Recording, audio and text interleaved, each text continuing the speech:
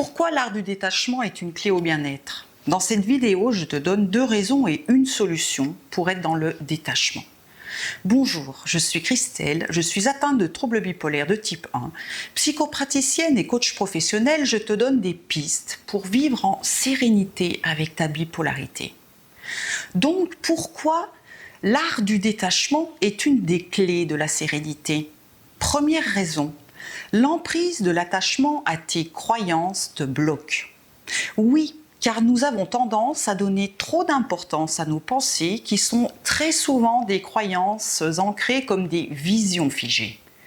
L'être humain fixe naturellement comme des principes de vie les expériences vécues de sa petite enfance jusqu'à l'âge adulte et parfois même durant toute sa vie quand il est en incapacité de se remettre en question et prendre de la hauteur sur ce qui lui arrive. Vous connaissez ce type de phrase que nous nous sommes tous répétées à un moment de notre vie. Des pensées que nous ancrons parfois de manière définitive quand nous ne les questionnons pas. Je ne me sens pas à la hauteur pour réussir cet examen. De toute façon, je suis un bon à rien. Je suis souvent malade en voiture et le trajet va être long. L'amour fait toujours souffrir. Il est normal d'avoir une propension naturelle à alimenter ces discours internes sous la forme de plaintes pour renforcer la tendance à se victimiser car l'enfant apprend très rapidement qu'il a la capacité de capter plus d'attention de la part de ses parents par la plainte. Et c'est l'attitude et la posture parentale qui permettront à l'enfant d'ancrer ou non la croyance que la plainte est un gage de reconnaissance. Mais c'est aussi cette même croyance qui peut devenir un véritable frein dans sa future vie d'adulte si les événements ne sont pas regardés d'un autre angle. Par conséquent, la profondeur du lien que tu crées avec une pensée ainsi que l'importance que tu lui donnes te place sous son emprise. Cet attachement qui peut te troubler pendant des jours, des mois, même des années, n'est crédible que par l'importance que tu lui donnes. Deuxième raison, tu accordes trop d'importance à tes problèmes. Tu ne devrais pas accorder tant d'importance à tes problèmes. Tu ne devrais pas les respecter, car ils ne sont qu'un concept alimenté par ton mental. Utilise la voie de l'investigation, de l'observation pour commencer une introspection afin de déterminer ce qui relève de tes croyances, de tes illusions, de ce qui relève de ce qui est. Tout en sachant que ta réalité n'est pas celle de l'autre. Ça aussi, il faut en avoir conscience. Ta représentation du monde n'est pas une vérité, elle n'est que ta vérité. Et donc ta vérité t'appartient. C'est pour cela que les relations humaines, la relation interpersonnelle est si difficile quand chacun reste figé sur sa propre vérité. Au lieu d'être dans le réagir, la prise de recul permet d'agir et ce de manière plus adaptée et authentique.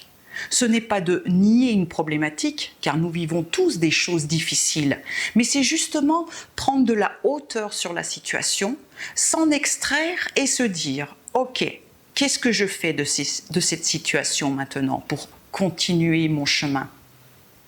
En te figeant en tant que victime de la situation problème, tu enclenches des échanges chimiques au niveau du cerveau dont la conséquence est le stress. Et cela est d'autant plus vrai quand vous êtes atteint de troubles psychiques comme la bipolarité. Ce stress, s'il n'est pas gérable, ce qui est souvent le cas dans les troubles bipolaires, pourrait devenir handicapant et empêcher une prise de décision. La honte et la peur prennent le pas sur la lucidité.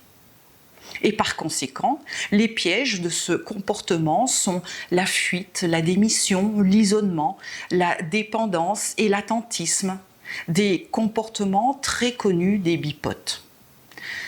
Par conséquent, le troisième point que je t'expose est d'apprendre l'art du détachement. L'entraînement au détachement passe par une déconnexion au mental et aux émotions afin d'atteindre un niveau de conscience plus élargi. Le détachement, c'est de ne pas t'identifier à ce qui t'arrive. C'est sortir de l'angle logique et rationnel en ralentissant ton souffle pour trouver une posture calme et détendue grâce à une mise en conscience de ta respiration. Plusieurs outils sont à ta disposition: cohérence cardiaque, relaxation, méditation, sophrologie. C'est créer un espace intérieur équilibré dans un état de bien-être interne afin de te mettre en éveil pour identifier ton blocage, ton schéma répétitif sous un autre angle et sans t'impliquer émotionnellement. On ne te demande pas de devenir indifférent, car le détachement n'est pas de l'indifférence. Au contraire, c'est reconnaître sa propre existence et celle de l'autre.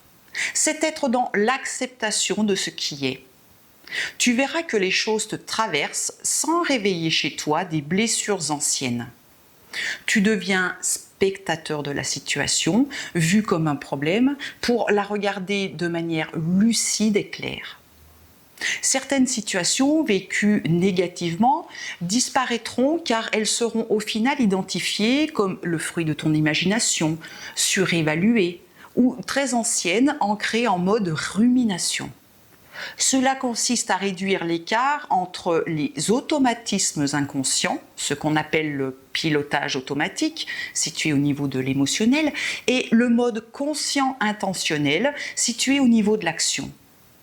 Quand il y a un haut niveau de stress, la réduction de cet écart permet de tendre vers un objectif d'habitude constructive. Avec le temps, le niveau critique du stress est augmenté et il est donc mieux géré. D'ailleurs, en parlant de seuil critique, il est évident que cette aptitude au détachement est plus difficile à mettre en œuvre pendant les phases critiques justement de la maladie. Et c'est normal. Même cet état de fait, tu dois être en mesure de l'accepter. Pendant les crises, il est extrêmement difficile, voire parfois impossible, de ramener les pensées à un niveau de conscience normalisé. Et c'est OK. Inutile de culpabiliser, car ça va amplifier le problème et donc ça ne réglera absolument rien. Autorise-toi à échouer dans la gestion de tes crises. D'ailleurs, ce n'est pas un échec, car ça doit être pris comme une leçon pour être plus attentif à la prochaine crise. Donne-toi le temps de ta réussite intérieure. C'est justement le début du détachement. Et je vais te le résumer. Le détachement, c'est 1.